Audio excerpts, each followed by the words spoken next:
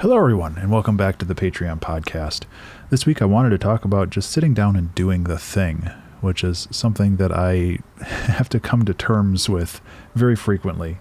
And really the crux of the point that I have is that no matter how much you plan and scheme and prepare for the work at hand, sometimes you just need to sit down and do the actual work.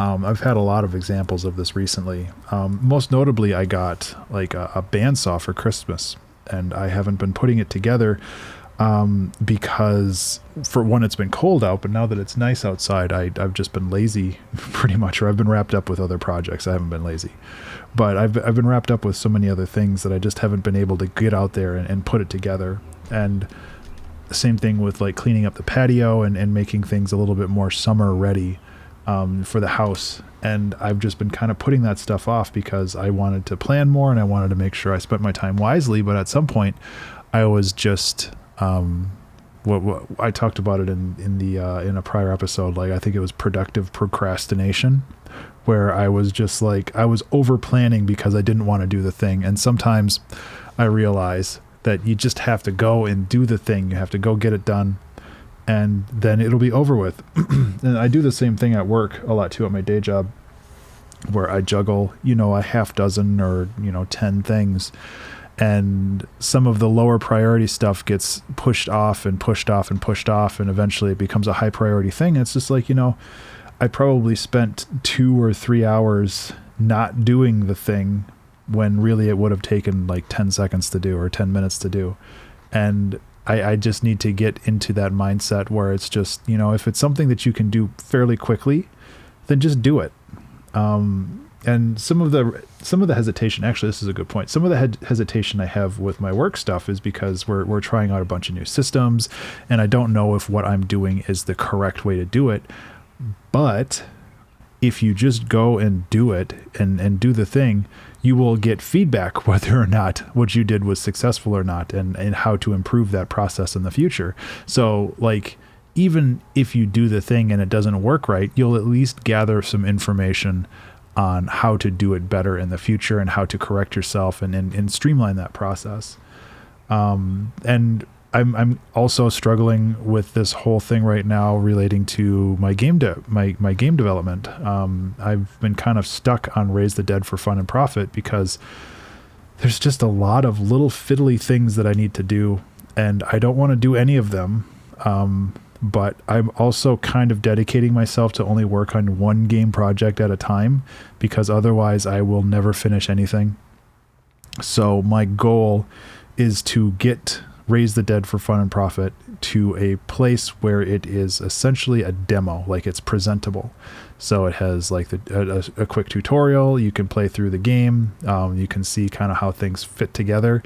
And if people like it beyond that, then I can spend more time. I can invest more time to make content for it. But my goal is just to finish it, to get it to that point where it just needs to be done.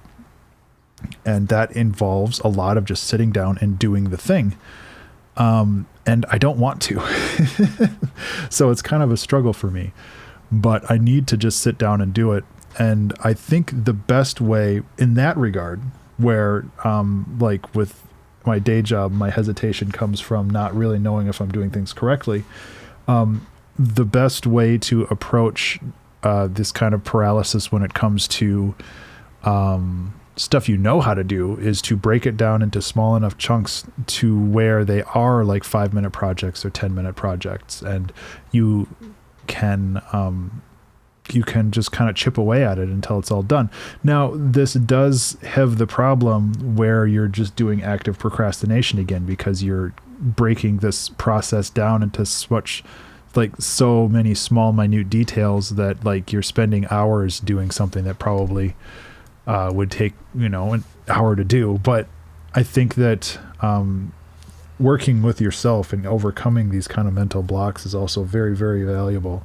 So it's kind of, your mileage may vary there, but I guess primarily it's like the awareness and the ability to know when you're stuck on something, because being stuck on something tends to get you stuck on a lot of things, where it's not just, oh, I can't do this, I'm going to go do this other thing, but all of a sudden I'm stuck on game dev, and that gets me kind of stuck on music, which also gets me stuck on like keeping up with house chores and all this other stuff, where it's just like it kind of cascades into my whole life.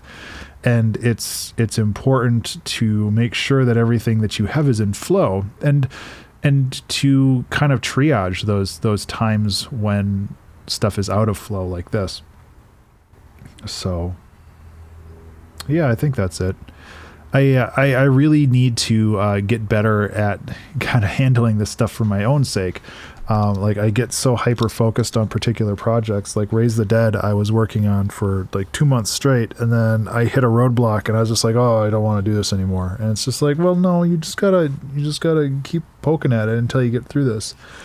And that's just an issue with scope too. That's a whole other conversation. Anyway, I am going to get going, but guys, thank you so much for listening. I really genuinely do appreciate it. I hope that you have a fantastic Friday and a wonderful weekend, and I will talk to you in the next one. Be remarkable.